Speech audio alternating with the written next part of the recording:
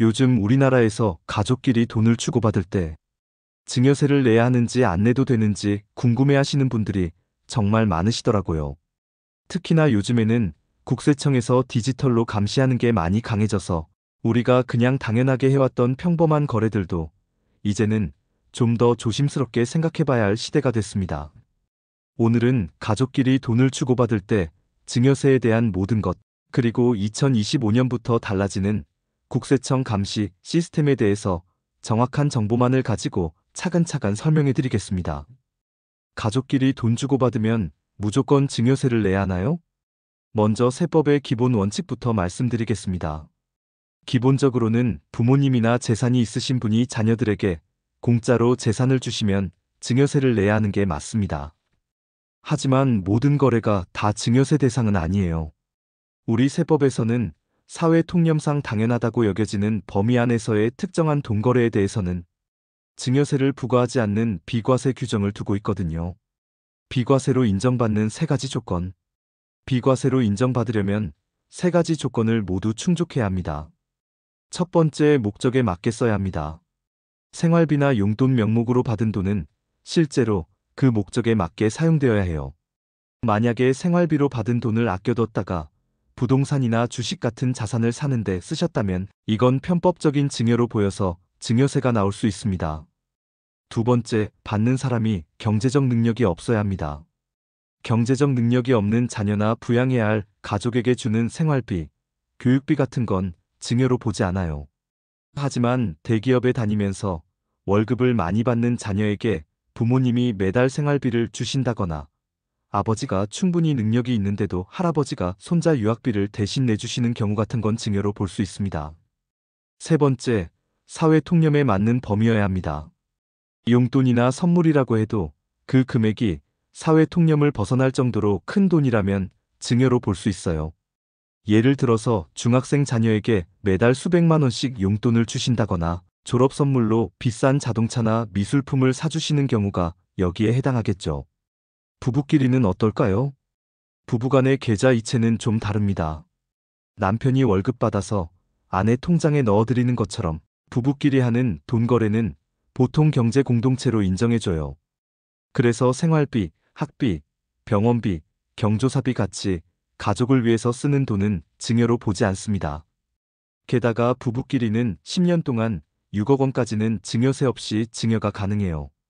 다만 주의하실 점은 월급으로 받은 돈을 모아서 아내 명의로 비싼 부동산이나 자산을 사시는 경우에는 증여세 문제가 생길 수 있으니까 조심하셔야 합니다. 2025년부터 국세청 감시가 완전히 달라집니다. 이제부터 말씀드릴 내용이 정말 중요한데요. 잘 들어보세요. 2025년부터 국세청의 감시 시스템이 완전히 바뀝니다. 첫 번째로 고액 현금 거래 보고 제도가 훨씬 더 강해집니다. 올해 6월 15일부터는 은행 창구든 ATM이든 인터넷 뱅킹이든 상관없이 현금으로 넣고 빼는 돈이 하루 동안 합쳐서 1천만 원이 넘으면 자동으로 금융정보분석원에 보고가 됩니다. 여러 번에 나눠서 쪼개서 거래하셔도 다 합쳐서 계산하니까 조금씩 하면 괜찮겠지 하는 생각은 이제 통하지 않아요. 이건 자금 세탁이나 탈세 같은 불법적인 금융거래를 막고 금융 시스템을 투명하게 만들기 위한 조치입니다. 두 번째로 AI 탈세 적발 시스템이 본격적으로 들어옵니다. 2025년 8월부터는 AI가 여러분의 통장, 카드 사용 내역, 가족끼리 송금한 것, 반복되는 거래 패턴, 소득에 비해서 얼마나 쓰시는지, 부동산이나 가상화폐 거래 등등 수십 가지 데이터를 실시간으로 분석해서 탈세 가능성이 있는 납세자를 자동으로 골라냅니다.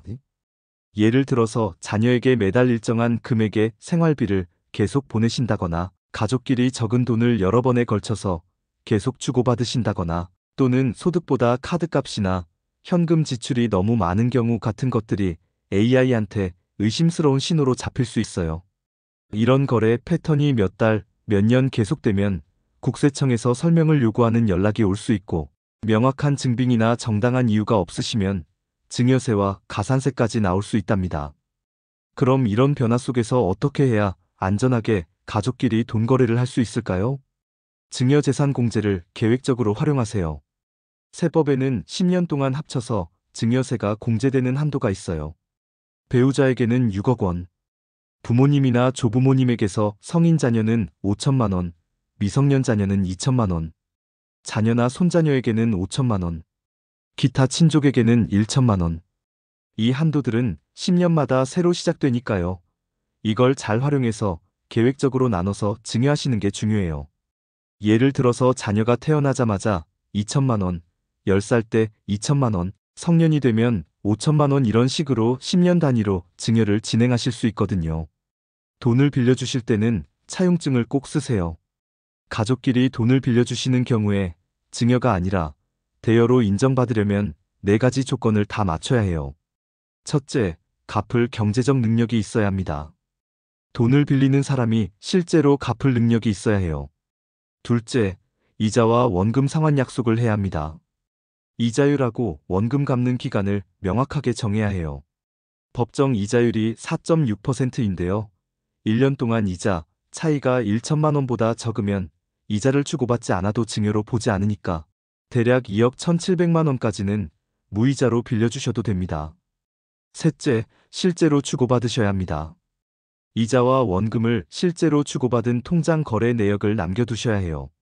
넷째, 차용증을 써두시고 확정일자를 받으세요. 차용증을 쓰시고 공증이나 확정일자를 받아서 언제 쓴 건지 공식적으로 증명해 두시는 게 좋아요. 국세청에서는 차용증이 있어도 실제로 갚았는지 계속 확인하니까 꾸준히 갚으시는 게 중요합니다. 증여세 신고는 필수입니다. 공제 한도 안의 금액이라고 해도 증여세 신고를 해두시는 게 좋아요. 국세청 홈택스에 신고 내역이 등록되면 나중에 자금 출처를 조사할 때 그 돈이 어디서 온 건지 명확하게 설명할 수 있어서 유리합니다. 통장 이체할 때 적유를 명확하게 써주세요. 생활비, 용돈, 학비, 빌린 돈 갚음 이런 식으로 거래 목적을 구체적으로 써두시는 습관을 들이세요. 나중에 설명할 때 중요한 증거 자료가 됩니다. 부모님 카드 쓰는 것도 증여입니다. 경제적 능력이 있는 자녀가 부모님 신용카드를 쓰고 부모님이 결제하시는 경우 이것도 공짜로 재산을 받는 것이니까 증여에 해당해요. 또 부모님이 자녀 빚을 대신 갚아주시는 것도 증여로 봅니다. 상속세 조사할 때 고액의 신용카드 사용 내역이나 빚, 갚은 내역이 확인되어서 증여세로 추징되는 경우가 있으니까 주의하셔야 해요. 상속세 절세가 궁극적인 목표입니다.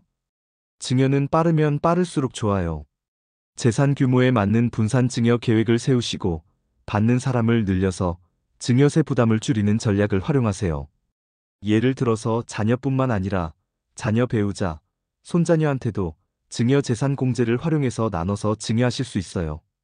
또 부동산 지분이나 수익형 부동산처럼 가치가 오를 것 같은 자산을 미리 증여해서 자녀의 소득과 자산 증가를 도와주시는 것도 효과적인 절세 방법입니다. 가족끼리 돈을 주고받는 것은 단순히 돈만 오가는 게 아니라 세법적인 의미도 가지고 있어요. 내가 번 돈을 내 자식한테 주는데 왜 세금을 내야 하나 하고 억울하게 생각하실 수도 있지만 납세는 의무이고 절세는 권리라는 말이 있잖아요.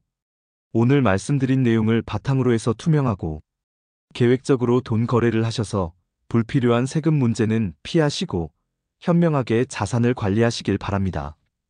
오늘 영상이 도움이 되셨다면 구독과 좋아요, 알림 설정 부탁드립니다. 감사합니다.